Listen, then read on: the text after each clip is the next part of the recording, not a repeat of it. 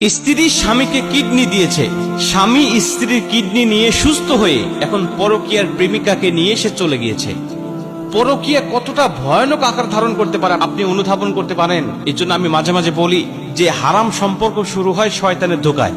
কারণ এই শয়তান তাকে এমন ভাবে ধোকা দেয়, ভালো মন্দ পার্থক্য করার ক্ষমতা হারিয়ে ফেলে দেয়। যেই ব্যক্তি মৃত্যু শয্যায় শায়িত, বাঁচবেনই না, বাঁচার আশা হারিয়ে ফেলেছিলেন, সেই স্বামীকে কিডনি দিয়ে স্ত্রী তাকে আবার সুস্থ করে তুললেন। ওর যদি সামান্যতম কৃতজ্ঞতা বোধ থাকতো তাহলে কখনো ওই স্ত্রীকে ফেলে রেখে চলে যেত না। কিন্তু তার মধ্যে ওই কৃতজ্ঞতা বোধ, ওই বিবেক আল্লাহ পাক তাকে হারিয়ে দিয়েছে।